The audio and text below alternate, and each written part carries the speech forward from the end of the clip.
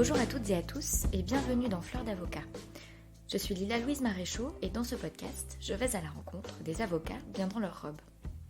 20e épisode aujourd'hui et 4e reconversion professionnelle, avec pour originalité toutefois que la reconversion de l'invité de ce jour ne s'est pas faite dans une logique de rupture, mais plutôt dans une continuité avec son activité d'avocat. En effet, Jean-Marie Valentin a exercé comme avocat en droit des affaires pendant plus de 15 ans avant de ranger sa robe au placard pour fonder Séville, Mort et Laurie et développer Legal Cluster, une legal tech et plus particulièrement une legal management platform, soit en français je suppose, une plateforme de management de projets juridiques. Or, c'est bien au sein de Sécrit Valentin Zerouk, le cabinet d'avocats qu'il a cofondé et dans lequel il a exercé pendant plus de 10 ans, qu'il a commencé à concevoir cette plateforme et à la déployer. Jean-Marie est un passionné du droit, un enthousiaste de l'entrepreneuriat et un amoureux des liens humains, mais c'est avant tout une personne en réflexion permanente et en recherche de compréhension et de cohérence. Je suis très heureuse de partager cet échange avec vous et je remercie chaleureusement son collaborateur Pierre Netter pour la mise en relation. Pensez à faire comme Aurélie et laissez un avis sur iTunes ou la plateforme que vous utilisez pour témoigner de ce que ce podcast vous apporte. En ce qui la concerne, elle est en pleine reconversion professionnelle de comptable vers avocat justement, et elle partage que Fleur d'avocat lui permet de découvrir cette belle profession et la conforte dans cette idée de réorientation. Je vous souhaite, Aurélie, beaucoup d'épanouissement dans votre reconversion. Je n'en dis pas plus et vous souhaite une bonne écoute. Bonjour Jean-Marie Valentin. Bonjour. Merci d'être mon invité sur Fleur d'avocat. J'en suis ravi. Alors, Jean-Marie, racontez-moi comment et pourquoi vous êtes devenu avocat. Oui, alors je crois que je suis devenu avocat par amour, ce qui peut paraître original. Plus prosaïquement, après le DJCE de Paris 2... Vous allez déjà trop vite. Je vais trop vite. Pourquoi est-ce que vous avez choisi d'embrasser les études de droit ? Oui, alors je vais, je vais trop vite. J'ai voulu embrasser les études de droit parce qu'il m'a semblé que c'était des études riches, intéressantes, variées, à la fois techniques et à la fois proches des humanités. À l'époque, j'étais intéressé par le débat d'idées, la chose publique, je dirais, et les études juridiques m'ont semblé être les plus à même de m'offrir rapidement cette richesse en fait. Quand vous commencez par une prépa, pendant 2 ans vous travaillez ardemment à préparer vos concours. Enfin voilà, je trouvais que la fac était sans doute la fac de droit une des formations d'excellence largement ouverte, immédiatement accessible, qui puisse nous permettre de rentrer donc rapidement dans le débat d'idées et dans la compréhension de concepts. D'ailleurs, j'ai été ravi ces premières années de découvrir la philosophie du droit, l'histoire du droit, ces matières extrêmement riches, fondamentales, qu'on méconnaît bien souvent, et c'est dommage, parce qu'une fois encore, le droit, avant d'être une technique, c'est d'abord une philosophie, c'est d'abord la traduction d'une pensée. Et c'est pour ça qu'aujourd'hui, on aura l'occasion d'y revenir, s'inquiéter de la prédominance de systèmes juridiques anglo-saxons par rapport à notre droit continental. Ce sont des débats qu'on doit avoir au-delà simplement de la facilité d'accès à un droit ou de son efficacité immédiate. Les fondements que le système juridique, que les éléments techniques juridiques vont servir. Quelle est la philosophie, quelle est l'histoire que le droit, que les normes vont servir. Donc intellectuellement, vous avez été tout à fait satisfait par la formation ? Oui, moi j'ai trouvé que c'était une formation effectivement extrêmement riche, mais c'est une formation, enfin je dirais la fac c'est le royaume des bosseurs. Contrairement à d'autres cursus où la sélection se fait à l'entrée et où ensuite il suffit d'en sortir, la faculté a ça pour elle, en tout cas c'était le cas quand j'y étais, que la sélection se fait par le travail de chacun, semestre après semestre. Et le fait d'avoir son année du premier coup avec mention, la première année, puis la deuxième, puis la troisième, construit la possibilité d'avoir ensuite, alors après ça s'appelait des DESS et des DEA à notre époque, mais aujourd'hui ça s'appelle des Master 2, des Master 1, etc. Mais d'avoir accès en fait à des formations toujours plus excellentes. Donc en fait ceux qui réussissent en fac, c'est ceux qui travaillent énormément Et j'ai toujours eu ensuite beaucoup de plaisir dans ma vie professionnelle à recruter des personnes qui venaient de la fac, parce que j'y trouvais des personnes qui étaient d'abord besogneuses, honnêtes dans leur travail, c'est-à-dire ayant pris connaissance ayant pris conscience que être juriste, c'est d'abord travailler les dossiers, travailler les sujets, travailler les arrêts, travailler les notes d'arrêt, c'est faire de la recherche. C'est pas. Moi, j'ai été donc avocat d'affaires pendant un grand nombre d'années. Il ne faut pas croire que c'est un métier qui est d'abord flamboyant, où on va tout de suite négocier des choses extraordinaires et changer la face du monde. Ce qui fait la qualité d'un jeune avocat, c'est sa capacité à inspirer confiance dans la qualité du travail qu'il fournit, dans la qualité de son analyse, dans la qualité dans la rigueur en fait de ce qu'il va réaliser. Et vous, donc quand vous étiez avocat, c'est quelque chose que c'est ça que vous projetiez, avocat d'affaires, une rigueur dans les dossiers Alors pas du tout. Donc alors moi pas du tout.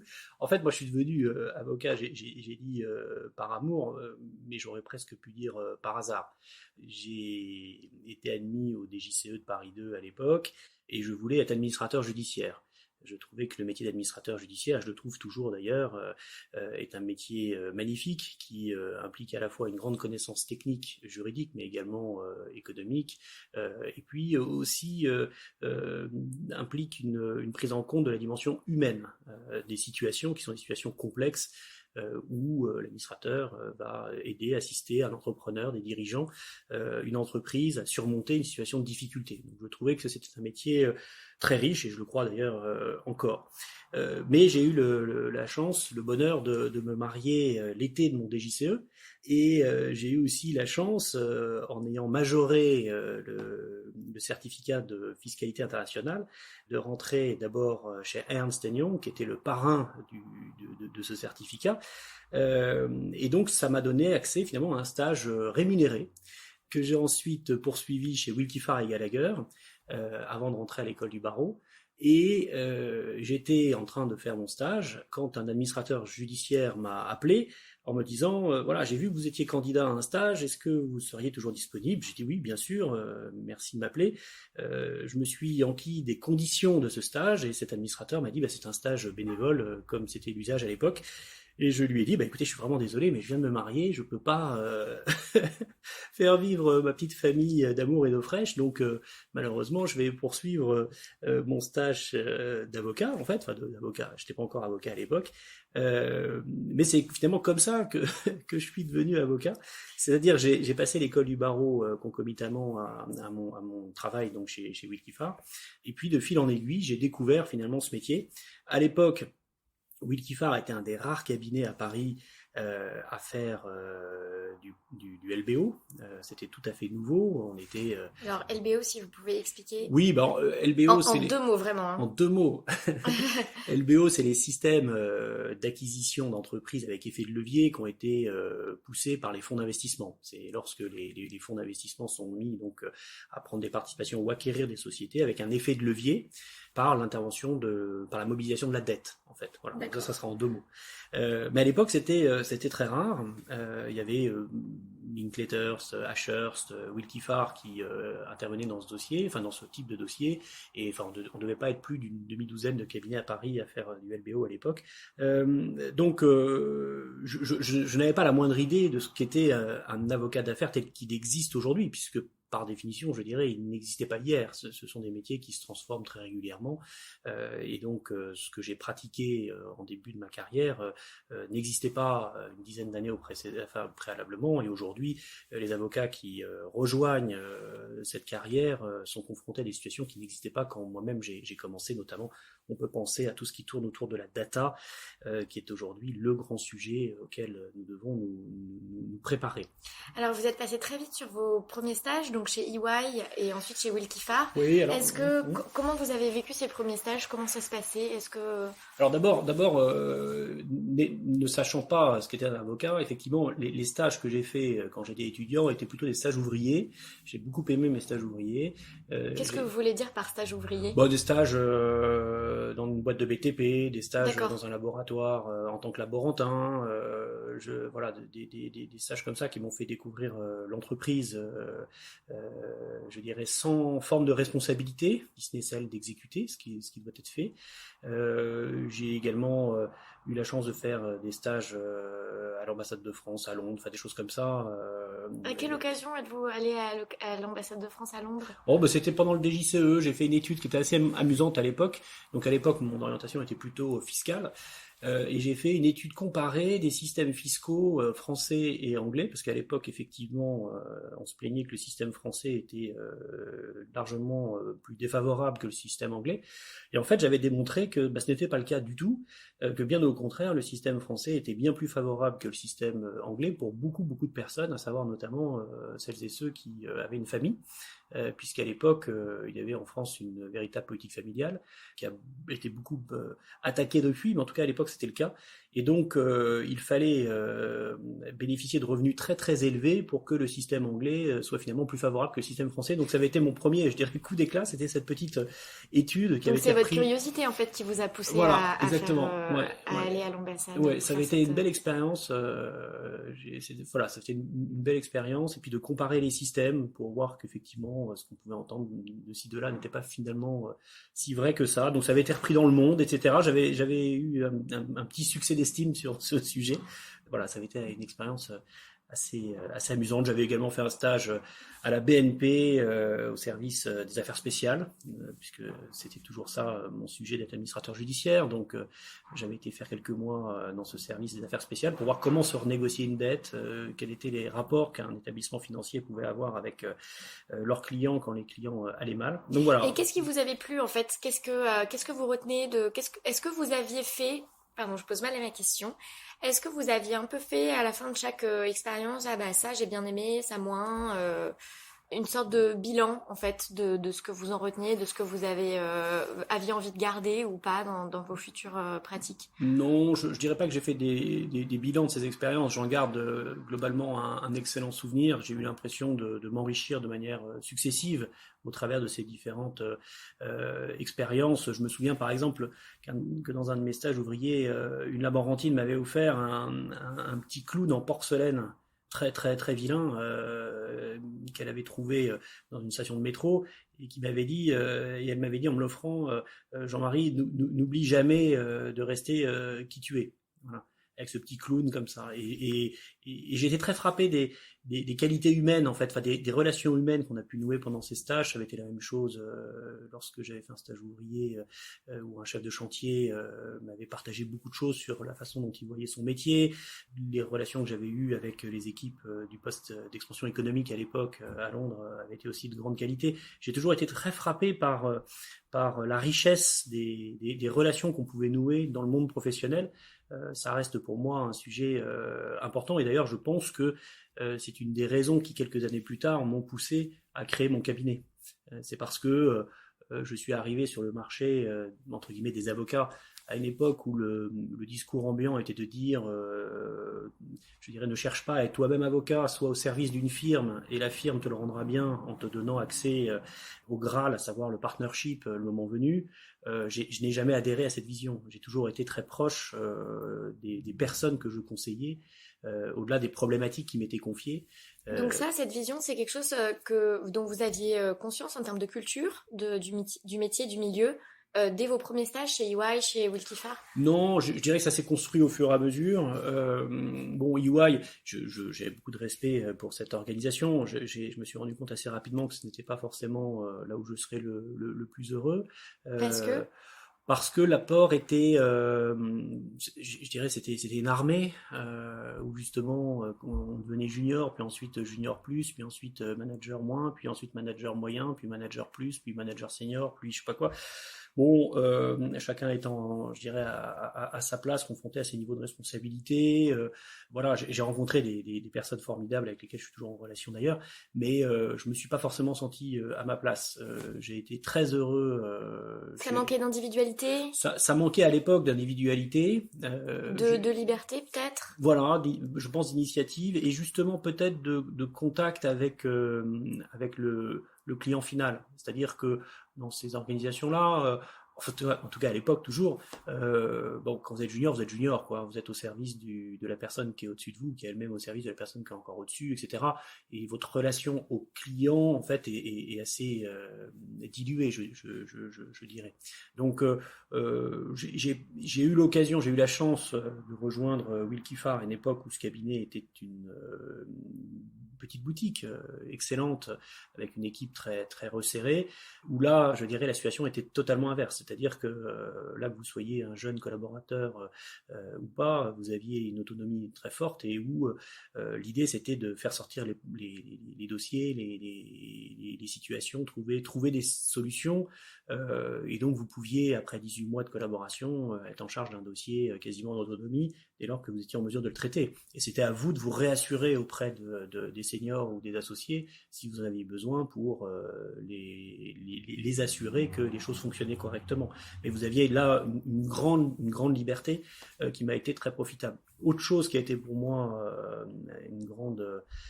je dirais d'un grand apport dans mon expérience chez Wikifar, c'était cette capacité qu'on avait à travailler sans limite. Ce qui peut paraître un peu paradoxal, mais je n'ai jamais eu le sentiment, en tout cas à l'époque, d'être un étudiant brillant. J'avais fait un cursus solide en fac, mais je n'étais passé ni par une école, ni par... Enfin, vous avez quand même fait le DGCE, vous avez majoré en fiscal. Enfin, je veux oui, dire, vous avez non, mais c'était pas mal. L'air non plus d'avoir été un étudiant mal. trébuchant. Non, mais c'était pas mal. Mais par rapport à des garçons ou des filles qui par ailleurs avaient fait HEC et un LLM à Harvard, il y avait une différence significative. Et à l'époque, je dirais, c'était des formations très rares. Et donc, oui, vous aviez dans ces cabinets la possibilité de rencontrer des personnes vraiment exceptionnelles en fait par rapport à leur cursus.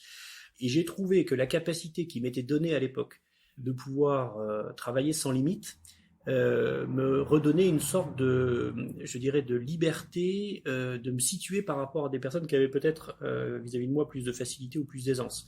Ça vous a donné confiance en vous? Beaucoup, et puis surtout, ça m'a permis de gagner beaucoup de temps. C'est-à-dire que quand un associé nous demandait de rendre un document, à 8h le lendemain, qu'il soit fini à 7h la veille parce que vous aviez de l'aisance, ou à 7h55 le lendemain parce que vous aviez passé la nuit, vis-à-vis du client qui était l'associé, ça ne changeait rien, et il était très heureux de voir un document qui lui était fourni en temps et en heure. Et c'est amusant parce que je suis rentré sur le marché du travail, j'ai rejoint Wikifar au moment de l'installation en France de la loi sur les 35 heures. Et j'avais été assez frappé à l'époque de voir que, autant chez Wikifar, on avait effectivement cette liberté de travailler autant qu'on le souhaitait, autant mes amis qui rentraient dans d'autres organisations se voyaient, je dirais, pousser de leur bureau à 6h parce que les lumières s'éteignaient. J'avais trouvé ça relativement violent par rapport à l'enthousiasme qui était le nôtre à l'époque. Et c'était une liberté de travailler autant que vous vouliez, ou c'était une organisation du travail qui fait que de toute façon vous n'aviez pas le choix de travailler autant et dans de telles marges horaires, j'ai envie de dire? Ouais, c'est une bonne question. Je suis pas du tout en train de dire que j'y vois ici un modèle d'organisation de la société. Qu'on soit bien clair. Je dis simplement que, à titre personnel, ce que j'ai vécu à cette occasion a été pour moi une très grande expérience.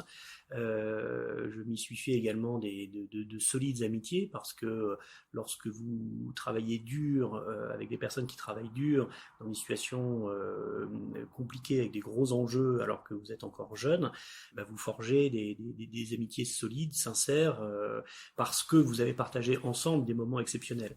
Ça répondait à une fin, en fait, une fin de travailler beaucoup à une période donnée de votre vie dans un certain contexte. Oui, c'est une fin, mais je dirais c'est pas la fin ultime. Je vous le disais une aussi, fin FAIM. Hein. Ah oui, c'est ça. Ouais. Voilà, oui, c'est ça. Voilà, une fin FAIM, pas forcément une fin FIM. Un appétit, quoi. Moi, je suis toujours resté un garçon extrêmement libre, comme je l'ai indiqué.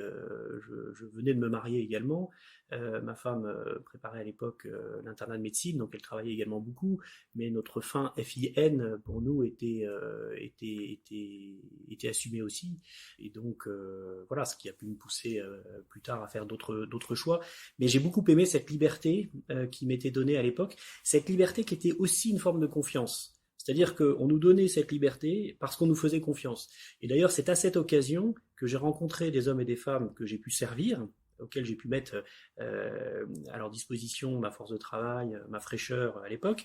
Et c'est à cette occasion que j'ai rencontré ces personnes qui, plus tard, sont devenues pour moi des clients importants, qui m'ont donné l'opportunité de créer mon propre cabinet. Donc, il faut voir que ce surtravail, ce surinvestissement qu'on peut faire à cette époque est en fait un investissement, un surinvestissement qui peut nous donner beaucoup de liberté pour la suite. Après, vous avez raison, il faut faire la différence entre, je dirais, le travail qui libère et le travail qui asservit. Et c'est pour ça que je ne me permettrai pas de tirer de cette expérience, je dirais, une vision politique, mais plus, puisque c'est l'objet de cet échange, de vous dire comment moi je l'ai vécu. Tout à fait. Combien de temps êtes-vous resté chez Willkie Farr ? Alors chez Willkie Farr, je suis resté un peu moins de 3 ans. Voilà, et pourquoi êtes-vous parti ? Alors, oui, c'est une bonne question. Alors, je suis parti pour rejoindre Gilles Loiret-Noël, en fait. Pourquoi je suis parti ? En fait, alors je suis à la fois parti de Willkie Farr et puis j'ai choisi de rejoindre Gilles Loiret-Noël. Ma vie, elle est comme ça, c'est-à-dire que je quitte pas forcément, je suis aspiré par une autre aventure et la situation qui est la mienne à ce moment-là me fait discerner et me fait donc aborder cette situation. J'ai beaucoup aimé mon expérience chez Willkie Farr. J'ai senti néanmoins que là n'était pas ma vie professionnelle, qu'il me faudrait un jour en partir. Mais pourquoi ? Alors, parce que justement, ma vie ne se résumait pas non plus à, je dirais, un travail aussi lourd, aussi systématique. J'étais également en discernement par rapport à mon rapport à la rémunération. Il faut voir qu'à cette époque-là, c'était des organisations qui nous payaient extrêmement bien et avec des augmentations extrêmement significatives systématiquement. Et comme je le disais, je suis fondamentalement quelqu'un de libre. Et je sentais que les conséquences d'un enrichissement rapide pouvaient obérer un peu ma liberté, en fait. Et donc, je voyais un travail passionnant, mais extrêmement exigeant et assez aussi un peu individuel. J'y reviendrai quelques instants plus tard. Je voyais un système économique qui pouvait être une sorte d'asservissement, je le dis. Et je ressentais également un autre phénomène, et j'étais à l'époque dans l'erreur, je vais vous le dire pourquoi, où je me disais, mais en fait, les associés pour lesquels je travaille découvrent que je travaille pour eux à la fin de l'année quand ils doivent faire mon évaluation et décider de ma prime. Et moi, j'avais envie de participer à une aventure plus collective, à faire partie voilà, avoir des mentors, etc.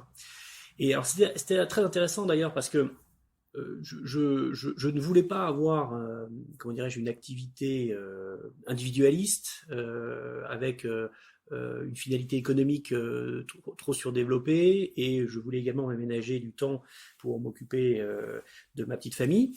Voilà, mais sujet que beaucoup d'entre nous ont pu essayer de discerner à leur tour. Et puis donc, la proposition que m'a fait Gide m'a semblé à l'époque plus compatible avec ces tensions, avec ces réflexions.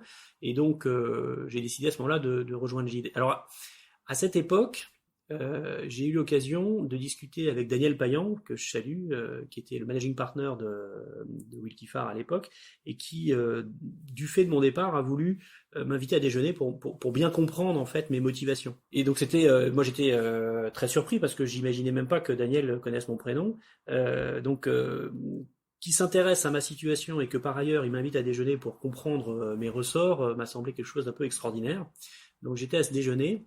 Et puis, j'ai exprimé à Daniel en toute liberté ce que je viens de vous partager, à savoir cette volonté de participer à une équipe, d'avoir un sentiment de liberté, etc. Et il m'a dit, Jean-Marie, je crois que vous vous trompez, votre analyse n'est pas bonne. Alors j'avais été assez surpris. Et il me dit, quand vous travaillez pour Michel, quand vous travaillez pour Michel, quand vous travaillez pour moi-même, quand vous travaillez pour etc., En fait, vous ne travaillez ni pour l'un, ni pour l'autre, ni pour moi-même, vous travaillez pour vous. Et en fait, on fait un métier un peu particulier où vous allez en permanence travailler pour des clients, ce sera vos clients, c'est à vous qui font confiance. Et en fait, nous sommes des clients pour vous. Et en travaillant pour nous, vous découvrez des exigences de clients qui vont vous forger et qui vont faire de vous l'avocat, le conseil ou l'homme que vous serez demain. Donc ne cherchez pas dans cette industrie un père, ne cherchez pas un mentor. C'est pas une bonne stratégie et généralement c'est pas forcément ça qui fait les plus grands avocats. Alors à l'époque j'avais été horrifié. Je m'étais dit mais oh là là j'ai raison de partir parce que je ne partage pas du tout ce point de vue. Et puis en fait plus tard je me suis rendu compte que il y avait beaucoup de sagesse en fait dans ce propos, qui n'était pas définitif non plus, mais quelques années plus tard, quand j'ai décidé de créer mon cabinet avec Franck Sécry et Yamina Zerou, qui est une magnifique aventure, je me suis rendu compte que Daniel Payan, avec je dirais sa bienveillance dans son propos, m'avait ouvert un certain nombre de portes. Voilà. Qu'est-ce que vous voulez dire? Qu'est-ce qui vous a amené à comprendre ce qu'il voulait dire par là, en fait? Alors en fait, j'ai rejoint donc le cabinet Gide dans cette dynamique et effectivement, au départ, j'ai vu dans ce magnifique cabinet une vraie équipe. Notamment l'équipe M&A que j'ai rejoint était une équipe solide, très structurée avec des patrons assez emblématiques qui avaient à leur disposition une vraie équipe. Et donc j'ai été très séduit par ce côté équipe. Et puis petit à petit, je me suis rendu compte que dans cette équipe, la place qui était réservée aux personnalités était finalement pas aussi grande que ce qu'on pouvait penser. C'est-à-dire que C'était une armée plus qu'une équipe. Oui, je ne sais pas si c'est une armée, c'est grossier de dire ça, mais en tout cas, à l'époque, une fois encore, beaucoup des personnalités qui marquaient de leur empreinte ce cabinet le quittaient, soit pour l'avoir quitté un peu avant, soit pour le quitter un peu après, pour pouvoir créer leur propre aventure et être pleinement ce qu'ils souhaitaient être. Donc j'avais été assez frappé de voir que là, effectivement, la réalité du cabinet à l'époque était plus à une sorte de reproduction d'un standard au service d'une équipe et au service, je dirais, d'une marque, qu'une pépinière à personnalité permettant à des personnalités diverses de s'exprimer pleinement. Et j'avais été aussi assez frappé dans mes premiers mois d'exercice, autant comme je vous le disais chez Wilkifar, nous avions la possibilité de gérer quasiment un projet de A à Z, pour autant qu'on était capable de l'assumer. Et il nous appartenait ensuite d'aller trouver les seniors ou les associés quand on voulait avoir un impact supplémentaire pour enrichir la façon dont on gérait le dossier. Autant dans ce cabinet à l'époque, chez Gide, quand vous aviez fini la première version des documents sociaux, vous deviez les transmettre à un autre avocat de même niveau que vous pour qu'il les relise. Lui-même, vous repassez le pacte d'actionnaires. Ouais, les rouages étaient extrêmement codifiés. C'était très lourd. Enfin, c'était très. Il y avait effectivement 12 relectures, etc. C'était très lourd et finalement, seul entre guillemets l'associé pouvait in fine contacter le client pour lui dire ça y est, la documentation est prête, cher ami, je vous propose d'en prendre connaissance. Et c'est amusant parce que quand j'avais quitté Wilkifar après quelques années, j'avais récupéré, c'est symbolique, mais j'avais dû récupérer plus d'une centaine de cartes de visite qui aujourd'hui encore sont actives. Après 2 ans et demi chez Gide, j'avais dû récupérer 3 cartes de visite tellement on n'était pas exposé finalement à la réalité du client. Donc c'est symbolique, mais ça veut bien dire ce que ça veut dire à l'époque. Voilà, j'avais été j'ai pas forcément trouvé ma place dans cette organisation, mais en revanche, ce qui est absolument certain, c'est que j'ai trouvé chez Gide 2 choses. Une extraordinaire exigence technique, c'est-à-dire un sens du détail, un sens de l'analyse juridique que je n'avais pas complètement rencontré chez Wilkie, qui était plus dans l'esprit dealmaker, et donc où fondamentalement tant que ça passe quoi. Alors je devrais pas dire ça parce qu'ils vont hurler en disant mais pas du tout, mais ils auraient raison. Mais voilà, chez Gide il y avait par comparaison, je dirais chez Gide il y avait un souci, de la doctrine et de la technique juridique pour un jeune collaborateur qui était extrêmement extrêmement formateur, et donc j'ai beaucoup gagné. La deuxième chose que j'ai retenue chez Gilles, c'était que tout était possible pour autant qu'on s'en donne les moyens et qu'on aborde les choses de manière méthodique et avec les bonnes équipes. Voilà. Donc il n'y a pas d'opération trop grosse, il y a juste des manières d'organiser une opération pour qu'elle puisse être traitée, exécutée à bon escient. Puis j'y ai rencontré aussi beaucoup d'hommes et de femmes exceptionnels avec lesquels j'ai gardé des liens d'amitié et de confiance professionnelle. Donc voilà, encore une expérience très riche. Donc vous êtes parti de chez Gilles pour monter votre cabinet ? Voilà, alors en fait, je devais être à l'époque chez Gilles un des rares collaborateurs M&A, comment on peut appeler ça, j'étais pas vraiment senior à l'époque, j'étais encore très jeune, à avoir des clients perso. C'est-à-dire que je considérais que j'étais pleinement avocat et que le fait d'avoir des clients perso, c'était bien, quoi. C'était une preuve de confiance et puis c'était aussi intéressant. Et donc j'étais très soucieux de mes clients perso. Et puis en fait ces clients perso ont pris de plus en plus de place. À un moment, finalement, même d'un point de vue économique, je gagnais mieux ma vie avec mes clients perso qu'avec les honoraires que me versait le cabinet. Et puis je me suis rendu compte que la première fois que j'ai dit à un associé, ah non, je pourrais pas être à la réunion là, à laquelle tu m'invites parce que je vais plaider à l'autre bout de la France, il m'a regardé avec des yeux un peu effarés, non mais c'est juste pas possible, quoi. Ça va pas le faire, tu travailles chez nous, machin. Bon, je lui ai expliqué que. Et puis à ce moment-là, un homme absolument exceptionnel auquel je rends hommage, Gilles Renoux, qui était devenu directeur financier du groupe SPI, donc que j'avais rencontré quand j'étais chez Willkie Farr, et que lui-même était directeur financier d'une filiale de SPI, m'a dit, écoute Jean-Marie, je cherche un petit gars comme toi pour m'aider à assister les filiales du groupe dans la stratégie de croissance externe qu'on va mettre en œuvre, puisque le groupe SPI à l'époque avait décidé de faire de la croissance externe un levier en fait de leur développement. Et donc Gilles me propose ça et je lui dis écoutez, moi j'aimerais beaucoup travailler avec vous sur ce sujet-là, mais je peux pas le faire chez Gilles parce que je ne suis pas associé. Et donc ça va être compliqué, surtout qu'il s'agissait de dossiers entre 1 million et 20 millions, etc. À l'époque, c'était pas du tout ce genre de dossier que regardait un cabinet comme Gilles. Et là, pour le coup, l'ampleur de la tâche était trop importante pour la faire en perso. Voilà, c'était pas possible, quoi. Donc j'ai réfléchi vite et j'ai dit à Gilles, écoutez, je vois qu'une solution pour pouvoir vous assister, c'est que je crée mon cabinet. Et là, je m'attendais à ce qu'ils disent, écoute, t'es gentil, mais moi j'ai besoin. Le temps que ça se mette en place. Voilà, le temps que ça se mette en place. Et puis moi, tu comprends, je suis une entreprise sérieuse, j'ai besoin d'avoir une marque, donc ça va être compliqué de travailler avec un cabinet qui a pas de nom, etc. Et pas du tout. Une fois encore, Gilles a eu cette intelligence et cette bienveillance de faire confiance et de dire écoute, ok, si tu veux t'installer, installe-toi et on pourra travailler ensemble. Alors je lui dis oui, mais c'est super, mais installer, moi j'ai 29 ans, j'ai pas forcément. Vous étiez extrêmement jeune. J'étais jeune, ouais. Et donc je lui dis oui, mais bon, pour s'installer, c'est quand même pas complètement simple.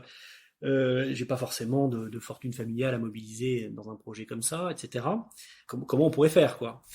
Et puis Gilles de me dire écoute, je pense que on va avoir l'année prochaine peut-être une dizaine de dossiers ensemble. Ce que je te propose, c'est que je t'en préfinance 4. Voilà. Et donc c'est comme un investisseur, quoi. Oui, sauf qu'il c'est un investisseur sans part, qui n'a pas de part. Qui a investi uniquement avec une énorme confiance pour servir son entreprise, en fait, sans évidemment contrepartie pour lui-même. C'est un homme qui m'a fait confiance, c'est un homme qui a fait le professionnel que je suis devenu après, que je suis devenu de ce fait-là. J'ai été très frappé par sa capacité à faire confiance. On est vraiment dans une logique d'intuitu personnel parce que vous aviez dû vraiment nouer une relation particulière, parce que je veux dire, des jeunes avocats techniquement compétents pour s'occuper de son dossier, il en aurait trouvé. Oui, sans doute. Mais il avait vraiment envie de travailler avec vous, quoi. Je pense. En tout cas, c'est ce que j'ai compris. C'est ce que je comprends. Et puis aussi, voilà, j'avais envie de travailler avec lui aussi. Enfin, voilà, c'est quelqu'un pour lequel j'avais toujours eu beaucoup d'admiration et de respect, donc voilà, ça s'est fait comme ça, je dirais. Donc ensuite, j'ai appelé Franck Sécry, avec lequel j'avais partagé mon bureau chez Wilkie Farr, en disant Franck, voilà ce qui m'arrive. On avait toujours dit que la meilleure chose qui nous arriverait, ça serait de créer notre cabinet ensemble. Bon, mais une fois encore, à l'époque, c'était absurde. Franck avait quitté quelques mois auparavant Wilkie pour rejoindre Brandford Griffiths en droit bancaire, en droit boursier, pardon. Et il me dit, ah bah oui, écoute, pourquoi pas, faut qu'on en parle, surtout que lui-même venait de rentrer un gros dossier. Ça l'emmerdait un peu de, de le partager avec sa structure actuelle. Donc il m'a dit, bah tiens, ça, c'est peut-être l'occasion. Et puis il a été dans le bureau de sa voisine qui s'appelle toujours d'ailleurs Yamina Zerouk, qui à l'époque était la collaboratrice senior de Nicolas Bavrez et qui était en train de négocier son association avec Brandford. Et donc quand Franck lui a dit bah tiens moi je vais m'en aller pour créer un cabinet avec un copain, Yamina lui a dit mais c'est possible ça, bah écoute faudrait que je le rencontre. Donc on a déjeuné ensemble 3 jours plus tard, et puis à la fin du déjeuner, on avait créé notre cabinet. C'était une aventure de fou, on était les rois du monde, quoi. On avait 29 ans, on créait notre cabinet, on était 2 garçons, une fille exceptionnelle, notre nom, enfin le cabinet avait un nom improbable, s'écrit Valentin Zerouk, tout le monde nous a jeté des pierres, nous expliquant que ça ressemblait à rien, mais c'était juste beau en fait. Voilà, et puis on s'est mis au service de nos clients à 300%. Donc j'ai fait en 10 ans plus de 100 opérations avec le groupe SPI. On a ensuite voilà, une aventure incroyable. Et je pense que le fait d'avoir débuté cette aventure à une époque où personne n'y croyait, en fait. Donc autour de vous, quand vous en parliez, on vous dit mais vous êtes fou de faire Ah ça. oui, oui, oui. Oui, on me disait, on m'a dit beaucoup de choses. Bon, moi j'étais chez Gide à l'époque. Gide, c'était une institution, c'était, enfin bon, vous voyez ce que ça représente. Ouais. C'était assez aussi classique, etc. Beaucoup de personnes n'ont pas compris que je puisse créer un cabinet aussi improbable avec des personnes dont je partage pas non plus, je dirais comment dirais-je le même socle socioculturel ou philosophique. Ça a été un vrai débat, c'était un vrai sujet de se dire finalement s'écrit Valentin Zerouk, qu'est-ce qu'on partage ensemble en fait, c'est un sujet qui est fondamental pour moi. Et alors et alors, je me suis rendu compte de 2 choses. Donc moi, je suis chrétien. Je pense que le sens qui nous anime fait partie de notre investissement professionnel. Et cette question du sens m'a conduit à rejoindre un mouvement qui s'appelle les entrepreneurs et dirigeants chrétiens, pour justement discerner de qu'est-ce que ça veut dire d'être chrétien, chef d'entreprise, et de partager cette aventure avec des personnes qui ne sont pas de cette philosophie ou de cette religion-là. Et ça a été pour moi, je dirais, une grande joie, un grand bonheur, un grand enrichissement personnel de me rendre compte, de vivre que de cette diversité, de cette vérité en fait assumée, pouvait naître une grande richesse humaine. C'est-à-dire que chez SVZ, chez Sécurité Valentin Zerouk, on s'est pas tu sur ces sujets-là. C'est-à-dire, on ne s'est pas dit, n'en parlons pas, nions ce que chacun est pour se retrouver uniquement autour d'enjeux d'efficacité économique ou d'efficacité professionnelle. On s'est dit, on est pleinement ce que nous sommes, chacun d'entre nous, et la richesse procède de la capacité de vivre ce que l'on est ensemble, en fait. Voilà. Et donc, peu importe sa proximité à sa foi ou à sa philosophie, cette singularité fait de nous des êtres exceptionnels, et c'est cette exception, c'est cette singularité qui fait la richesse du collectif, en fait.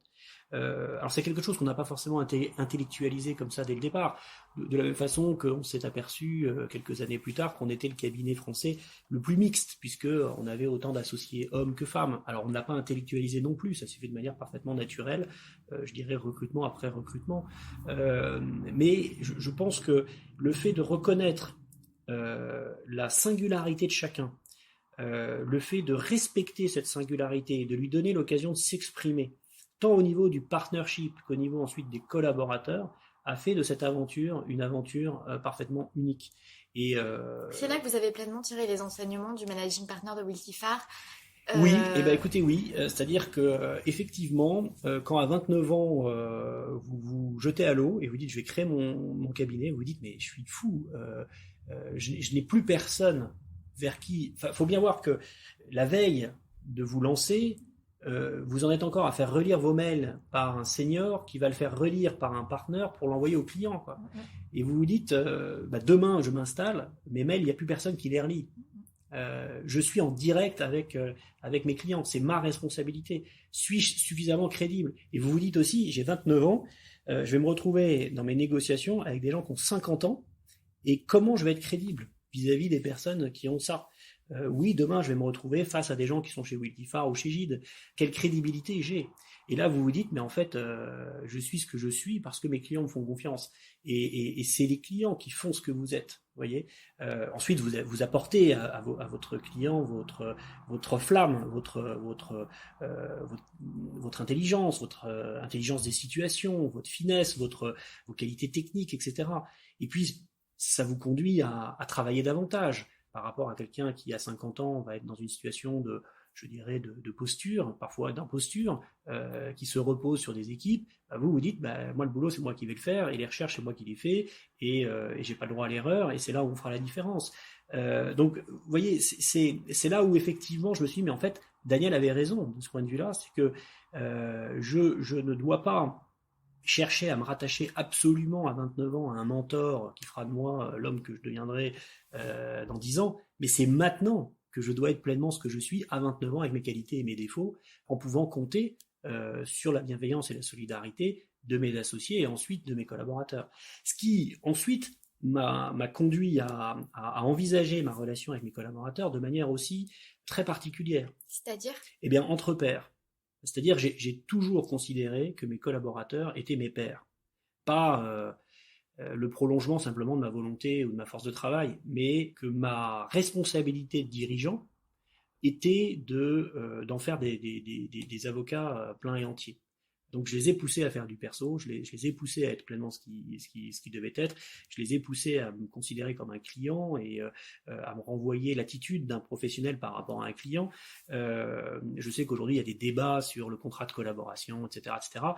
Moi je suis très heureux du contrat de collaboration quand il est vécu par des gens intelligents, parce que le contrat de collaboration rend libre. Sans contrat de collaboration, je n'aurais pas pu avoir mes clients perso, je n'aurais pas pu créer mon cabinet. Parce que le choc entre quitter une situation de salarié et s'installer est trop fort, la marche est trop importante, vous ne pouvez pas le faire.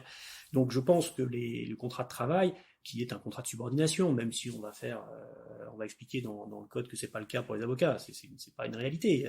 Le contrat de travail va maintenir les professionnels du droit, en tout cas les avocats, dans une situation de dépendance qui va les rendre quasiment impossible pour eux la possibilité de créer une aventure comme celle que j'ai eu la joie de connaître et de développer.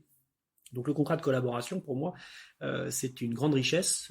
Mais ça a aussi été une richesse parce que vous avez décidé de l'envisager comme ce qu'il est, un contrat de collaboration. Exactement, voilà. Exactement. Mais c'est possible. C'est-à-dire que le contrat de collaboration vous donne aussi la liberté de dire à un collaborateur, écoute, je pense qu'on a passé 3 ans très riches, aujourd'hui je suis pas du tout certain que la poursuite de cette collaboration va continuer de t'enrichir et sera nécessaire à ton développement, donnons-nous 6 mois pour que tu trouves un autre point pour t'épanouir.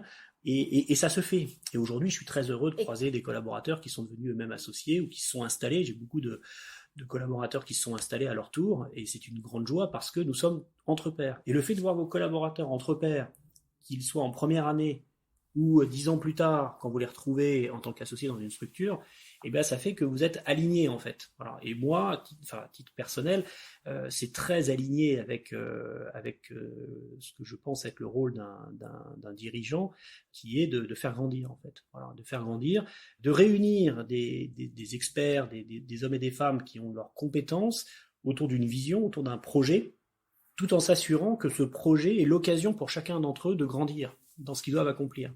Et vous avez donc dit que vous aviez mûri en fait entre vous 3 associés qui veniez de cultures différentes et qui avaient des individualités différentes, que vous aviez finalement construit au fur et à Mm. mesure, intellectualisé cette mixité et ce que ça Mm. vous apportait. Là, vous venez de parler de projet, de vision. Comment ça s'est matérialisé par la suite, quand vous l'avez conscientisé? Bah, je dirais qu'il y a eu plusieurs situations qui m'ont permis de le conscientiser. Quand le cabinet a commencé à réussir, à grandir, à attirer des clients, à attirer des profils, il faut voir que quand vous vous installez, recruter des collaborateurs de talent, c'est très compliqué. Et c'est normal. Trouver de nouveaux clients, c'est pas forcément simple, puisqu'ils vous font confiance à vous-même au-delà de la marque. Vous n'avez pas de marque, vous n'avez pas de marketing, vous n'avez pas de tout ça. Donc au départ, c'est compliqué. C'est un vrai combat. Et c'est un combat où vous trouvez les ressources dans les clients qui vous ont fait confiance au début. Et donc c'est en vous mettant vraiment à leur disposition, en écoutant ce qu'ils vous demandent, etc., que vous vous donnez une chance de progresser, de grandir. D'autant plus que vos clients vont toujours vous demander un peu plus que ce qui était prévu au départ, sans jamais, en tout cas c'est l'expérience qu'on a eue, vous mettre en rupture. C'est-à-dire qu'ils vont jamais vous confier quelque chose que vous ne serez pas capable d'assumer. Ils vont vous confier un peu plus, ils vont vous proposer de les accompagner sur quelque chose de supplémentaire, et c'est à vous de dire oui ou non, mais jamais ils vous mettent en difficulté au point de vous mettre en situation de rupture. Donc, une fois que le cabinet a commencé à fonctionner de manière un peu plus comme une firme, en fait, comme une entreprise, ce qui a toujours été la volonté qu'on a partagée avec Franck et Yamina. C'est-à-dire qu'on s'est toujours dit, il faut que notre cabinet soit une entreprise. C'est-à-dire qu'il faut que nous soyons au service d'une entreprise et non pas l'entreprise au service de Franck, Yamina, Jean-Marie. Nous sommes au service d'une aventure commune. Nous sommes une entreprise. Voilà. Et donc, notre vocation, c'est de réunir autour de cette aventure, autour de cette entreprise, des talents. Et je me souviens de la première discussion qu'on a eue avec Franck à l'époque, quand on avait décidé de créer ce cabinet, on s'est dit, on aura réussi quand on sera rejoint par des gens plus brillants que nous. Alors, c'est venu très vite, mais c'était pour nous une volonté, en fait, voilà, d'être rejoint dans notre aventure, dans cette aventure, par des gens plus brillants. Et en fait, le succès venant, je me suis dit, mais pour être aligné par rapport à mes convictions profondes, comment je discerne?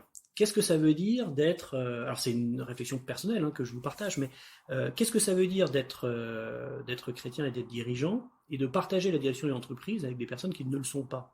Et donc, j'ai eu, moi, ce débat interne, enfin ce débat personnel, en me disant, est-ce qu'en fait, je suis pas en train de m'asseoir sur des convictions profondes qui sont finalement pour moi un prétexte pour finalement participer avec d'autres personnes à une aventure purement économique qui marche bien, donc voilà. Et puis, en travaillant sur ce sujet avec les EDC, les entrepreneurs et dirigeants chrétiens, je me suis rendu compte que jamais mon entreprise recevrait le baptême, quoi. C'est ridicule. Mon entreprise, c'est une entreprise. Moi, je suis ce que je suis, et si je suis vraiment ce que je suis, bah, c'est à moi de l'assumer pour moi, en fait, d'abord. Et qu'en fait, oui, on peut, quand on croit en quelque chose, quand on est proche d'un certain nombre de valeurs ou de convictions, les approfondir pour soi-même, partager ensuite les fruits au bénéfice d'une organisation, et ensuite ces fruits sont acceptés ou pas par le collectif, et qu'en fait il n'y a personne qui vous en empêche, bien au contraire. Donc la première expérience que j'ai faite de cet enrichissement, c'est en me rendant compte que je pouvais être moi-même pleinement qui je suis, en fait. Vous voyez, et de me rendre compte que mes associés me faisaient suffisamment confiance pour me permettre d'être l'homme que j'aspire à être. Vous voyez, avec mes limites et mes talents. Mais voilà. Et là, je me suis senti véritablement heureux en disant, je peux être dans cette organisation professionnelle, dans cette entreprise, aligné.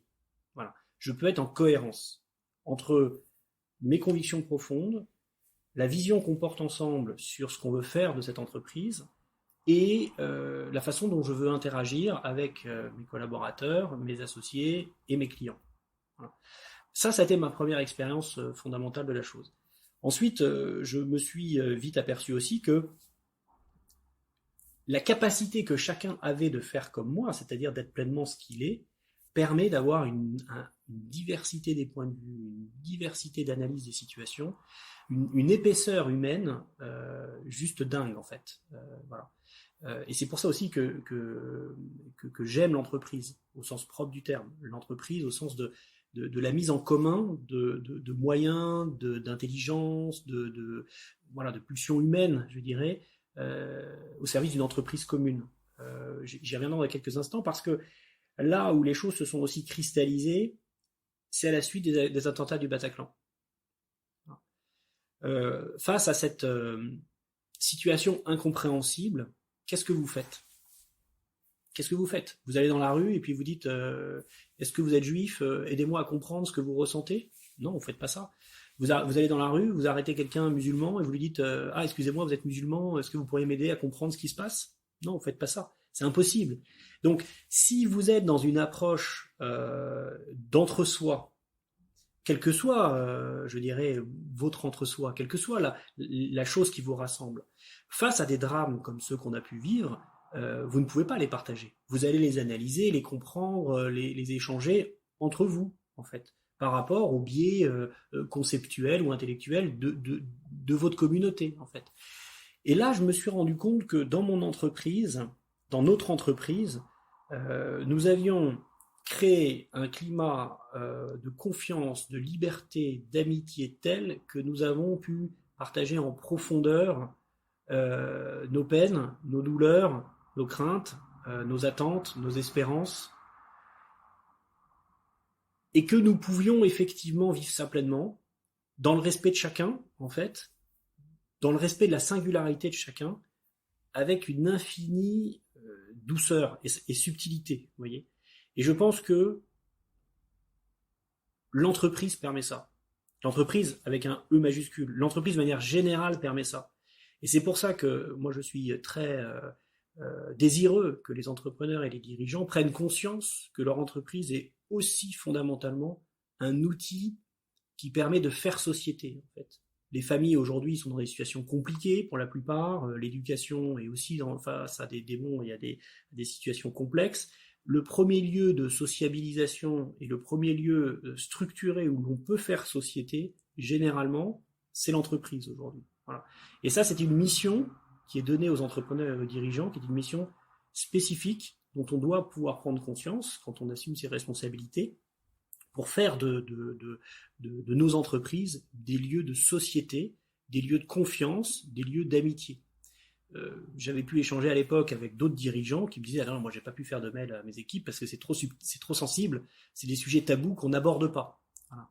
Ça pour moi ce sont des sociétés qui sont en voie de disparition, qui sont des sociétés mortes. Si vous ne pouvez pas parler avec votre voisin avec lequel vous partagez un objet social d'un drame comme celui-ci, de comprendre dans son intimité ce qu'il peut comprendre lui-même, vous ne faites plus société, vous n'êtes plus une entreprise, vous êtes simplement un centre de profit ou de coût, ce que vous voulez, mais votre entreprise, elle n'ira pas loin. Voilà. Donc moi, j'ai ressenti ça très fortement dans ce qu'on a bâti avec Franck, Emina, Jérôme et tous les autres. C'est cet extraordinaire lieu de société qui se trouvait, effectivement, et qui se trouve toujours être un cabinet d'avocats, avec des personnalités différentes, où on a une grande liberté par construction. Voilà, c'est là où les choses se sont un peu cristallisées. Et avant de parler de la fin de cette aventure, j'aimerais que vous reveniez. Vous avez dit que ce premier donc gros client, le directeur financier donc de SPI, avait été pour vous quelqu'un de très important qui vous avait vraiment construit comme personne. Oui. Est-ce que vous voulez ou pouvez revenir là-dessus ? Oh bah oui. Enfin, je peux reformuler. Vous avez un homme qui vient d'accéder à de nouvelles responsabilités et qui finalement va faire face à ces nouvelles responsabilités en faisant confiance à d'autres. Et en prenant un risque donc. Et en prenant un risque. C'est juste dingue. On croise tous les jours des gens qui, arrivés à une situation, vont consolider leur situation en essayant de ne pas prendre de risques. Des personnes très conventionnelles. Enfin, voilà. La suite lui a donné raison, puisque fondamentalement, quelques mois après, nous traversions la crise économique de 2008, où fondamentalement, pendant des mois, les entreprises se sont dit, mais il faut qu'on trouve des alternatives à nos conseils habituels qui sont beaucoup trop chers, d'autant plus que face à la réduction des budgets des cabinets, on dégageait des équipes entières. Donc vous étiez la veille associé d'un super cabinet international, le lendemain vous étiez plus rien, quoi. Et comme les clients étaient les clients du cabinet et que vous finalement vous étiez juste au service du cabinet, bon bah voilà, vous partiez avec un chèque ou sans chèque, mais vous partiez, vous n'étiez plus rien dans l'organisation. Donc beaucoup de clients ont été perturbés par ça, par le fait que leur associé, en fait, leur avocat n'était rien, en fait, c'était juste un pion dans une organisation qui pouvait être dégagé comme un moins que rien, en fait. Donc c'est ça mon avocat, c'est quelqu'un qu'on peut dégager d'un geste de la main. Mais moi je veux un avocat, je veux un conseil. On en revient à cette notion de singularité. Exactement, je veux une incarnée. personne, exactement.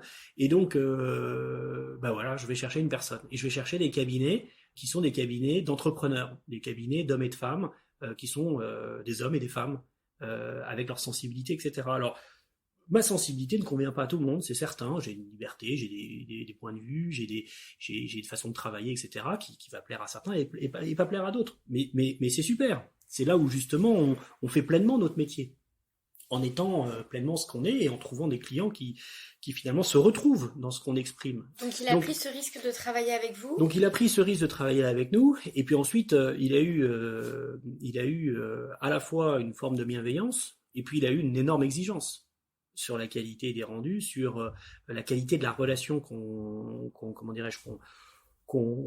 nouait avec les opérationnels qui, au niveau local, instruisaient les opportunités d'acquisition. Voilà, à la fois bienveillance, à la fois forte exigence, et puis il est évident que si au bout de la deuxième opération ça s'était pas bien passé, on aurait arrêté. La personne, une fois encore, ne suivait pas d'autre intérêt que celui d'être efficace au service de son entreprise.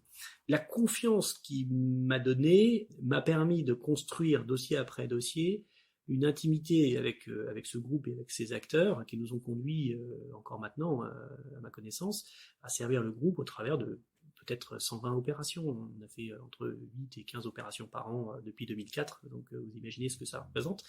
Et donc, effectivement, après opération par opération, vous vous construisez, vous savez négocier un contrat, vous connaissez un peu le tissu local, voilà. En fait, ça a été un peu lui, votre mentor, qui vous a pas façonné à son image. Vous avez raison, mais vous avez entièrement raison. Mais la différence, en fait, ce que je perçois, c'est que c'est un mentor qui est venu chercher ma liberté.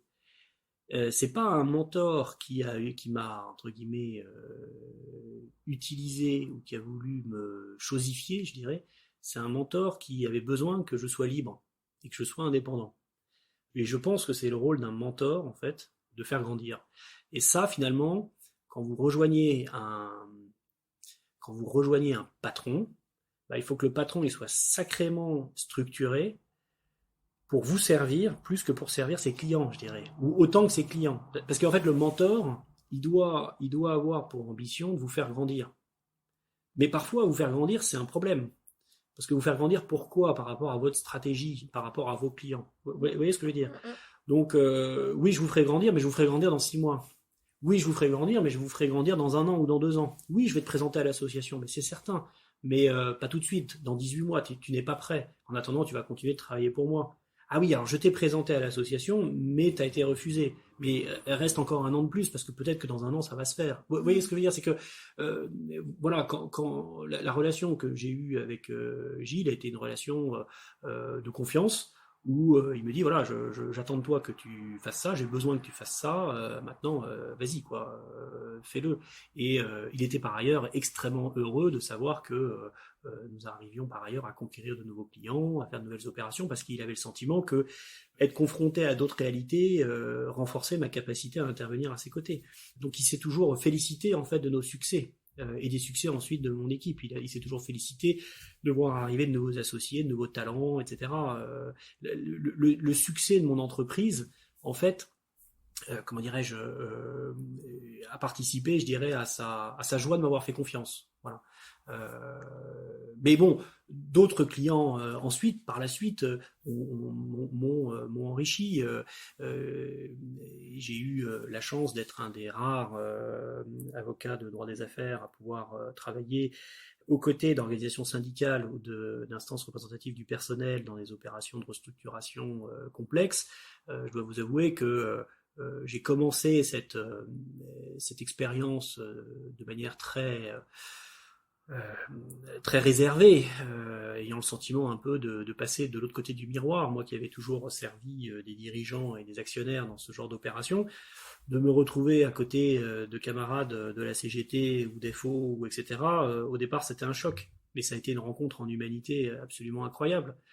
J'ai rencontré des hommes et des femmes qui, loin des caricatures, étaient habités par la volonté de sauver des emplois, sincèrement, de sauver des lieux de production.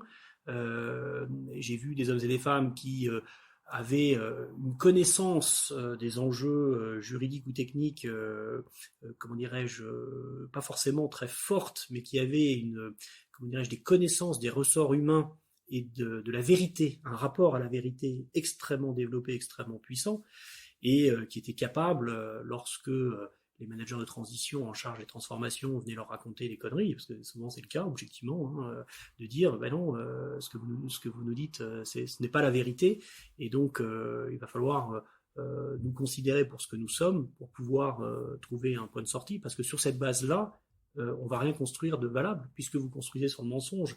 Ça a été des moments absolument passionnants. Donc je dirais que une des grandes richesses du métier d'avocat, c'est de pouvoir s'enrichir dans sa construction personnelle, dans chacun des dossiers auxquels on se donne, en fait. Voilà. Et donc, vous avez grandi comme ça, dans le cadre de cette entreprise, et finalement, vous avez décidé de la quitter? Ah oui. Oui. Ben, j'ai grandi dans le cadre de cette entreprise. Vous avez vraiment exercé cette pleine liberté? Oui, alors alors en fait pour moi c'est un continuum. Le choix que j'ai posé il y a quelques mois est un continuum entrepreneurial. SVZ est un des premiers cabinets à s'être posé la question de la transformation digitale de notre métier, de l'avenir de notre métier en fait, dans un contexte qui est le contexte technologique que nous connaissons aujourd'hui. Et j'ai eu la chance d'être celui qui a porté cette réflexion au sein du cabinet. Et en fait, en portant cette réflexion, nous avons mis le doigt sur un certain nombre de choses que nous avons une fois encore intellectualisées pour essayer d'en tirer les conséquences ensuite, qui ont été des conséquences d'investissement technologique. Et puis est arrivé un moment où, en présentant cette approche technologique à nos clients et à d'autres avocats, nous sommes entendus dire par des clients et des avocats, mais en fait ce que vous avez fait, on le veut pour nous. Voilà, on le veut pour nous-mêmes parce que ça répond à des besoins qu'on a exprimés, mais qu'on ne savait pas traiter, etc. On s'est aperçu à ce moment-là que ce que l'on avait fait était une sorte de POC, de Proof of Concept, d'une approche à la fois de principe et technologique qui répondait à une attente du marché, au-delà de l'expérience d'SVZ. Donc à partir de ce moment-là, on avait deux possibilités. La première, c'était de dire, écoutez, super, allez faire votre outil de votre côté, et puis bon courage, parce que ça nous a pris quand même 3 ans. Et puis l'autre qui était de dire, mais attendez, si ce qu'on a fait est susceptible de vous intéresser, pourquoi ça vous intéresse, etc. Et il y a peut-être un moyen de vous rendre cette technologie accessible, cette approche accessible, parce que ça répond finalement à une attente du marché. Et en fait, dans le même temps, j'ai entendu beaucoup de bêtises en fait dites sur la transformation digitale, l'avenir de la profession d'avocat, la disparition du métier de juriste, etc. J'ai entendu beaucoup de bêtises.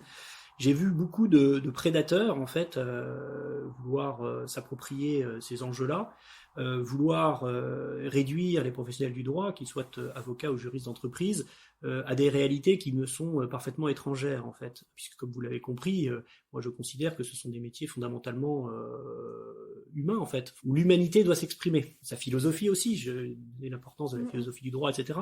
Et que donc non, le juriste ne pouvait pas être réduit à un workflow et à de la data. Ce n'est pas une réalité. Et donc, je me suis dit, en fait, elle est peut-être là ma nouvelle cause, en fait, mon nouveau projet, ma nouvelle entreprise. C'est de faire émerger un acteur technologique qui soit au service des hommes et des femmes qui participent à la chaîne de valeur des fonctions juridiques de bout en bout, c'est-à-dire du sein de l'entreprise jusqu'au cabinet d'avocats. Et donc, là, j'avais le choix soit de dire non, cette ambition je peux pas la porter, c'est pas ma vocation, et donc je reste avocat et je continue mon aventure chez SVZ avec beaucoup de joie, beaucoup de plaisir et beaucoup de satisfaction, ou je considère qu'à 44 ans il est temps d'embrasser ce nouveau défi. Alors oui, c'est pas confortable, oui, il faut se remettre en cause, oui, il faut se désintoxiquer de l'argent, il faut encore, oui, il va falloir recommencer de zéro, oui, il va falloir réunir autour de cette aventure des talents pour qu'on puisse faire sortir de terre ce que l'on veut réaliser. Et puis, j'en ai parlé à ma femme en lui disant, voilà, comment tu vois les choses, est-ce que tu me suis dans cette folle aventure?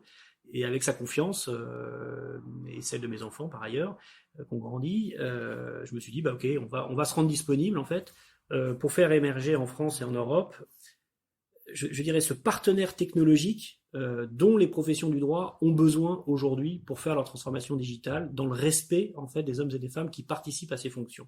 Voilà. Alors racontez-nous cet outil technologique que vous avez d'abord conceptualisé chez SVK et que vous continuez à développer ici, donc chez Legal Cluster. Oui, alors alors déjà, moi j'ai appelé mon entreprise. Quels besoins et quels outils? Ouais. Et pardon, non, mais je vous en prie. Mon entreprise s'appelle Sévi Mort et Lori. Le nom corporate de mon entreprise, le nom social, s'appelle Sévi Mort et Lori. Isidore de Sévi, Thomas More, Yves Dilori sont respectivement les saints patrons de la tech, du législateur et des avocats, des juristes. L'idée étant de dire mon entreprise est au service des hommes et des femmes qui participent d'une manière ou d'une autre, au travers notamment de la mobilisation technique, mais participent à la chaîne de valeur des fonctions juridiques. Et cette entreprise, effectivement, elle développe une solution technologique qu'on a appelée Legal Cluster, donc les clusters juridiques, pour dire, en fait, la transformation digitale à laquelle on est confronté n'est pas simplement un enjeu de consolidation de modèles existants. La technologie n'est pas un prétexte à rendre ses clients plus captifs, pour justifier des modèles économiques qui battent un peu de l'aile. La transformation digitale, c'est d'abord une transformation. Et donc, c'est la remise en cause d'un certain nombre de modèles et la définition de nouveaux modèles. Et donc, ça implique déjà de se poser la question de ce qu'on veut faire de son entreprise, de ce qu'on veut faire de son métier. Quelle est la vision qu'on porte sur le juriste ou l'avocat de dans 5 ans ou de dans 10 ans, en fait? Qu'est-ce qui fait notre valeur intrinsèque? Qu'est-ce qui fait notre valeur ajoutée qui ne sera jamais remise en cause ou sur lequel on va pouvoir justement bâtir notre modèle d'excellence et notre modèle de création de valeur demain, et ensuite comment on peut la monétiser, etc. Donc l'enjeu de la transformation digitale, c'est d'abord un enjeu de transformation qui a besoin d'être accompagné par des vrais partenaires qui sont en mesure de vous aider à poser ce raisonnement, ce questionnement et à dessiner des réponses. Voilà. Pendant 3 ans, j'ai réfléchi à ces sujets pour mon compte, je dirais, et je n'ai pas trouvé ces partenaires. Les entreprises technologiques ne considèrent pas le domaine juridique comme un domaine stratégique. C'est peut-être en train de changer maintenant. Écoutez, en tout cas, oui, parce que nous sommes là. Non, mais plus sérieusement, non, ça change pas très vite. Vous allez chez Bain, McKinsey, etc. Il n'y a toujours pas d'équipes qui sont dédiées à ce genre de problématiques. Donc aujourd'hui, on est désireux effectivement de travailler avec des acteurs comme ça pour les aider à porter ici une approche, je dirais, fondamentale et créatrice de valeur. Ensuite, ce dont on s'est aperçu, c'est que il ne s'agit pas simplement aujourd'hui de poser des grands principes, il s'agit de les traduire aussi en outils.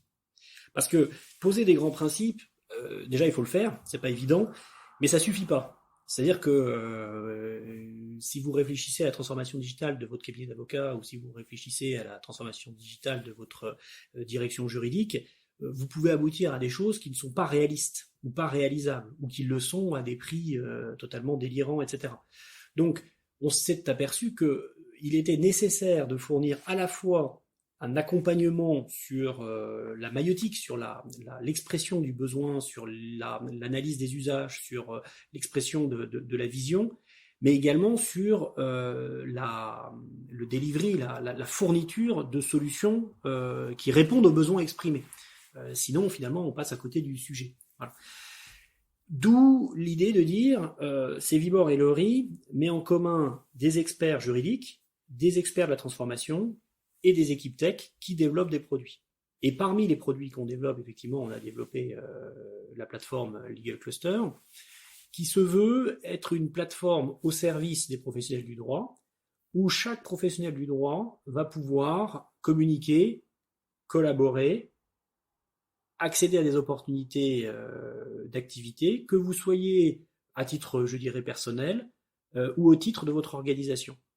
Donc ça veut dire que à partir du moment où vous avez votre profil sur Legal Cluster, vous avez les outils dont vous avez besoin pour valoriser votre profil, pour collaborer avec vos clients ou d'autres professionnels du droit.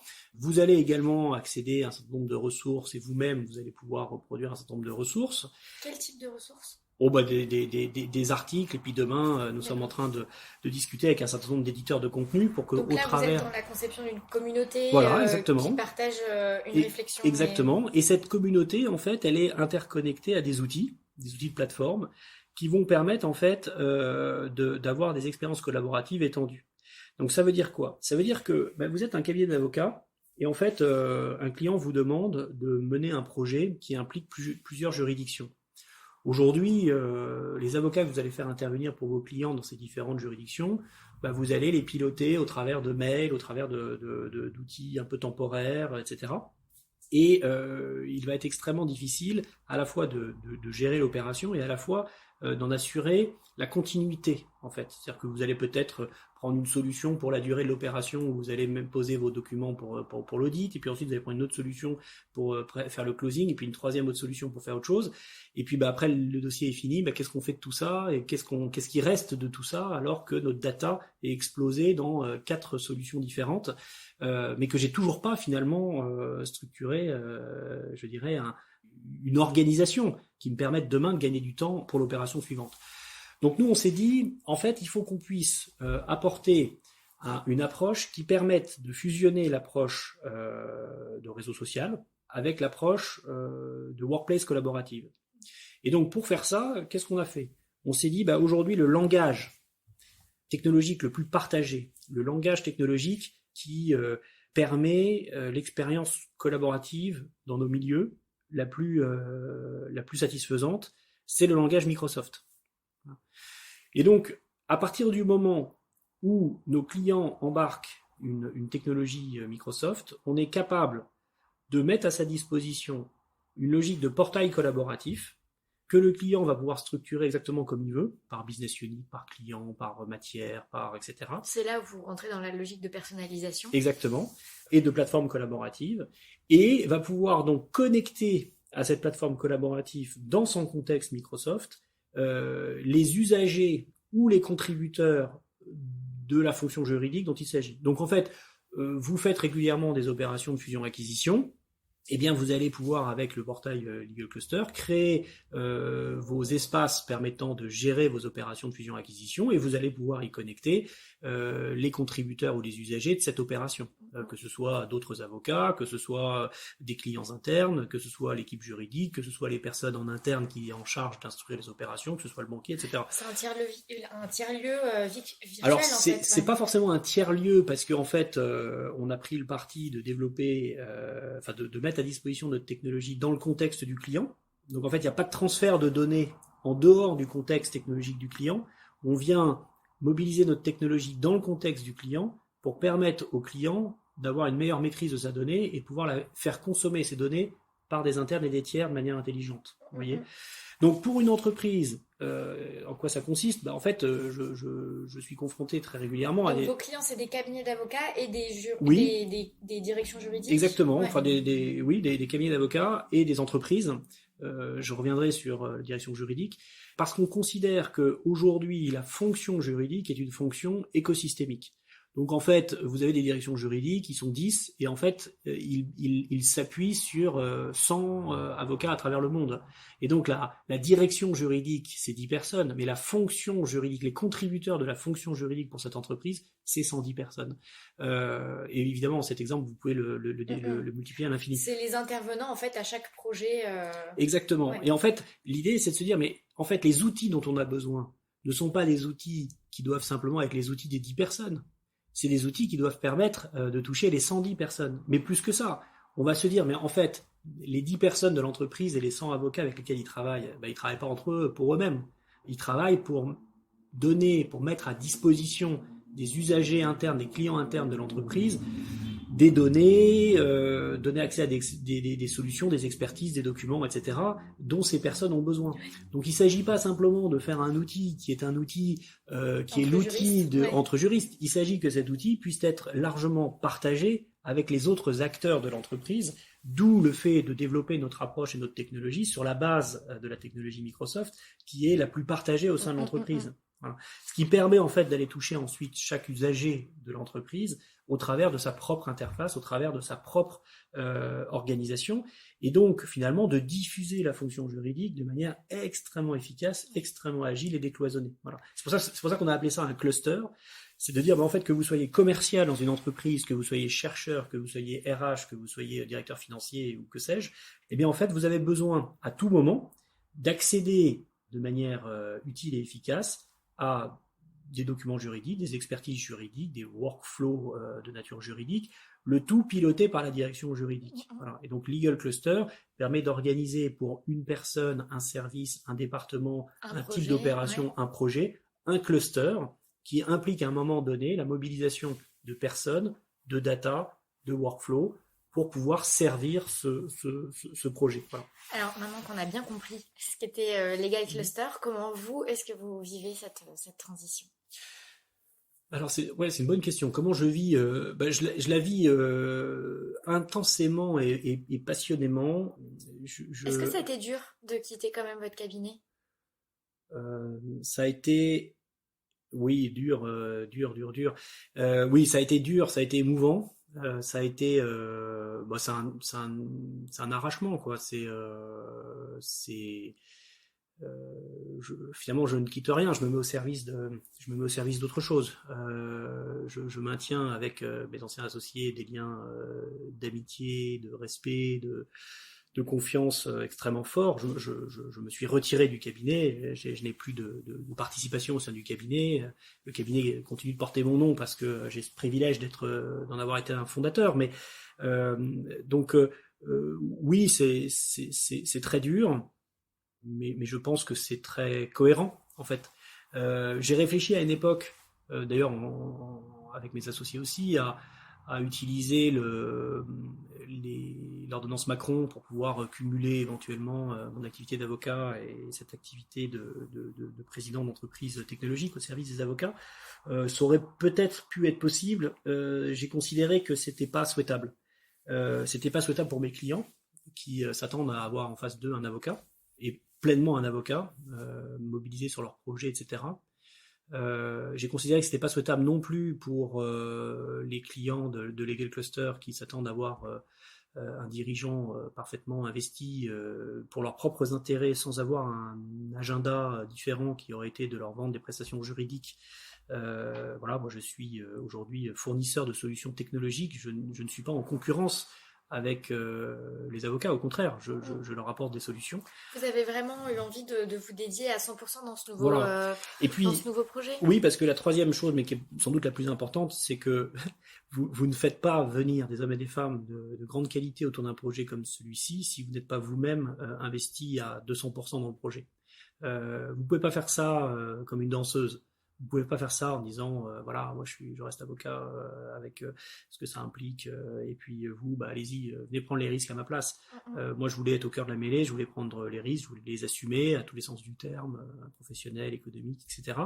Donc j'ai plutôt considéré qu'il m'appartenait de faire ce grand saut, d'être clair, voilà, de m'investir totalement dans ce projet pour pouvoir inviter en toute liberté celles et ceux qui me semblent les plus appropriés pour poursuivre cette aventure avec nous, donc de pouvoir les inviter à nous rejoindre dans cette aventure, et pour pouvoir être parfaitement en vérité vis-à-vis des clients de Legal Cluster, et aussi de mes anciens associés.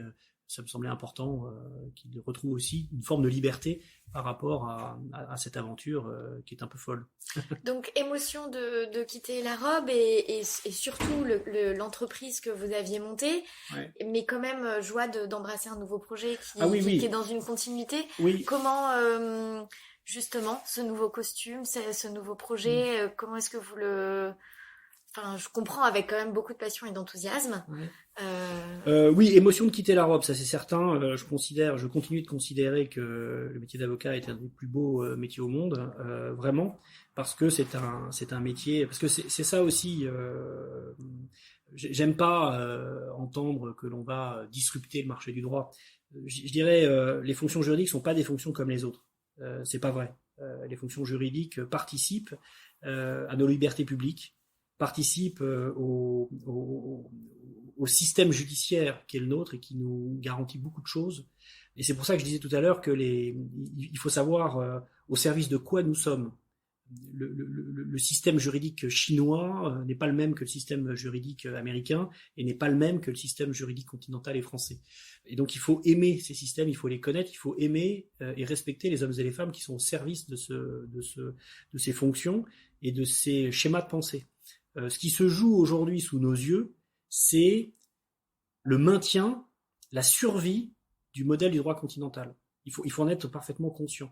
Parce que aujourd'hui, les investissements qui sont faits en matière de technologie sont faits massivement aux États-Unis, massivement, dans des proportions gigantesques. Et donc, tous les algorithmes, toute l'ontologie en fait technologique qui est employée pour développer les outils technologiques, donc sont faits sur la base du droit anglo-saxon.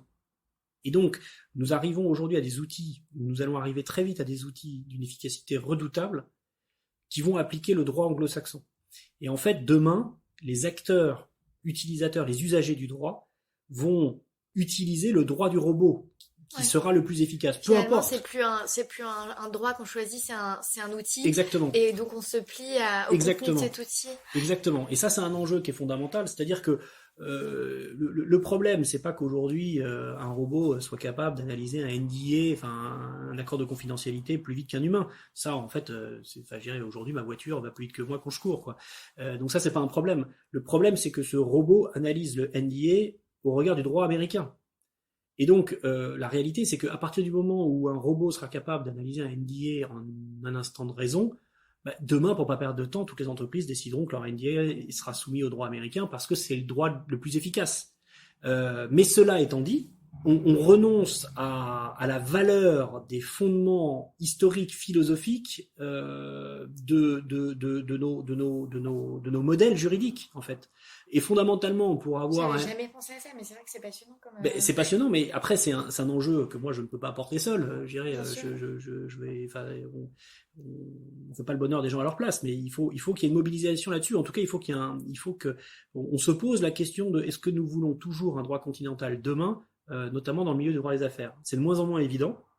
Et donc, voilà, c'est un enjeu fondamental pour moi, en tout cas, de dire oui, on a besoin aujourd'hui d'acteurs technologiques ancrés dans la réalité du droit continental, si on veut demain qu'il y ait encore un droit continental et une façon de penser nos libertés publiques, notre système judiciaire, etc., au regard du droit continental. Aujourd'hui, on se rend compte que le droit japonais n'est pas identique au droit français. Voilà, c'est une réalité. Mais peut-être que le droit japonais, c'est super efficace pour le business. Hein. Je ne porte pas de jugement de valeur là-dessus. Le droit américain, il a ses mérites. Mais voilà, le droit chinois, moi, je suis très inquiet. Aujourd'hui, on nous explique que la Chine fait des bons en matière technologique et aujourd'hui va pouvoir mettre à notre disposition des outils d'une grande efficacité, y compris dans le domaine juridique. C'est juste un système qui ne reconnaît ni la vie privée ni le droit de propriété. Voulons-nous demain que nos outils de gestion de nos enjeux juridiques soient fondés sur des algorithmes qui ne reconnaissent ni le droit de propriété ni le droit privé? c'est ces sujets-là en fait qui font que, à titre personnel, j'ai voulu m'engager dans cette discussion et dans cette réflexion et dans cette action. J'ai pas fait ça pour devenir vendeur de soft. J'ai fait ça pour être un acteur de la transformation digitale et pour pouvoir, je dirais, accompagner les entreprises et les avocats qui souhaitent, je dirais, envisager leur transformation digitale en partant des convictions qu'ils partagent. Donc effectivement, l'enjeu justifie de quitter le confort de mon cabinet pour me donner entièrement à ce nouveau projet enthousiasmant. Et une de mes premières grandes joies, c'est d'avoir en quelques mois pu réunir autour de ce projet et autour de cette vision, en fait, autour de cette ambition, plus de 25 professionnels, aujourd'hui entre Boulogne-Billancourt, où nous avons notre siège, et Cracovie, où nous avons une très belle équipe qui est en train de se développer, puisqu'évidemment cet enjeu est un enjeu international, et donc nous avons vocation à accompagner nos clients dans leur développement international, puisque vous ne pouvez pas envisager les enjeux de transformation digitale de Paris pour le bureau parisien ou pour le siège de votre entreprise. C'est forcément dans une dynamique internationale. Vous avez évoqué une de vos dernières joies qui est celle-là de voir votre entreprise naître et grandir. Une de mes questions habituelles, c'est justement quelle est votre dernière joie, peut-être une autre joie au-delà de celle-là par rapport à Legal Cluster. Des joies, ouais, je voudrais pas vous faire une réponse trop rapide. Je crois que aujourd'hui, ma joie d'entrepreneur, c'est à chaque marque de confiance. C'est vraiment ça. C'est très dur d'entreprendre. Il y a beaucoup de frustration, il y a beaucoup de défis, il y a beaucoup de mauvaises nouvelles, il y a beaucoup de ça va jamais aussi vite que vous le souhaitez. Vous êtes passionné par des choses et puis vous vous rendez compte que vos interlocuteurs les partagent pas nécessairement ou n'en sont pas là dans leur raisonnement. Enfin, voilà. La joie véritable aujourd'hui, elle réside dans une marque de confiance. Et notamment, moi, ce qui me semble effectivement très fondamental aujourd'hui, c'est la marque de confiance collaborateur. Moi, je suis très ému, très heureux de voir des collaborateurs qui aujourd'hui croient en notre vision et en notre aventure, en notre entreprise, peut-être au-delà que ce que je peux y croire. Je souhaite que toutes les personnes qui nous rejoignent pour s'accomplir.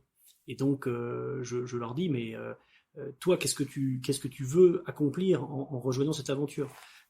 Et donc, de ce fait, ils ont la possibilité de se projeter. Et donc, partant de la vision que je porte avec Guylain Daramont, ils vont pouvoir, eux, aller plus loin, en fait. Et quand vous rencontrez des collaborateurs, collaboratrices qui ne connaissaient pas l'aventure il y a encore quelques mois, s'investir dans ce projet et vous dire, voilà, moi, là où je voudrais être dans 18 mois, voilà ce que je voudrais avoir réalisé, c'est des sujets que vous n'aviez même pas envisagés ou vous n'étiez pas capable de conceptualiser. Voilà, c'est des joies véritables. Une fois encore, je pense que être entrepreneur et dirigeant, c'est une source de joie régulière, une source d'exigence. C'est pas facile, c'est pas amusant, c'est pas un amusement, c'est des joies qui sont fondées sur la joie de réaliser ensemble des choses et de participer à rendre le monde plus conforme aux valeurs auxquelles vous pouvez croire. Et une source d'inspiration actuelle? Une source d'inspiration. Il y a beaucoup de sources d'inspiration aujourd'hui. J'ai des sources d'inspiration de nature technologique, des sources d'inspiration de nature entrepreneuriale et de dirigeant, et des sources d'inspiration de nature plus spirituelle, je dirais. Est-ce que vous voulez nous parler un petit peu de chacune ? Oui. En tout cas, les évoquer sans développer. Oui. Par exemple, en tant que dirigeant, j'ai une grande admiration pour Jean-Dominique Senard, qui vient de quitter la présidence de Michelin pour rejoindre la présidence de Renault. C'est un homme, à chaque fois que je l'ai rencontré, je me suis senti grandir. C'est quelqu'un qui a une attention à l'autre incroyable. et qui a une autorité qui résulte de son expérience et de sa capacité à faire grandir ceux qui sont autour de lui. Donc c'est un homme qui est confronté à des niveaux de complexité universels, je dirais, et qui par ailleurs fait preuve d'une grande simplicité dans les échanges et dans la relation qu'il a donc avec les autres. Donc ça pour moi c'est un homme extrêmement inspirant, pour lequel j'ai beaucoup de respect. J'ai également, d'un point de vue spirituel aujourd'hui, beaucoup d'admiration pour le travail du pape François, qui pour moi est un véritable dirigeant, qui prend ses responsabilités et qui fait avancer une organisation complexe qui suit je dirais un objet un peu particulier. Mais je pense qu'il est la démonstration que l'on peut avoir à la fois des principes d'action assez forts, fondés sur une certaine vision du monde et un certain rapport au bon Dieu. Et puis ensuite, en matière technologique, on a beaucoup de sources d'inspiration, à la fois de fondateurs d'un certain nombre de startups, mais également de personnes qui les accompagnent. Vous pensez à quelqu'un en particulier? Je dirais il y en a trop, il y en aurait trop à citer, mais il y en aurait trop à citer, ça serait trop complexe puisque chacun a sa part, je dirais, d'inspiration. Là, on est plus sur une approche un peu stromboscopique, c'est-à-dire que par rapport à une situation donnée, une cote, la façon dont la personne aura géré cette situation va vous inspirer, mais pas forcément une autre réalité de son management. Donc non, je ne donnerai pas nécessairement de nom. Et qu'est-ce que vous avez fait de votre robe? De ma robe, je vais pleurer là. Qu'est-ce que j'ai fait de ma robe? Elle est chez moi, dans mon placard pour l'instant. Oui, c'est une bonne question. Elle est dans un placard pour l'instant, mais peut-être qu'un jour elle ressortira du placard, on ne sait pas. Merci beaucoup. Ben non, mais merci à vous pour cet entretien. Merci à vous.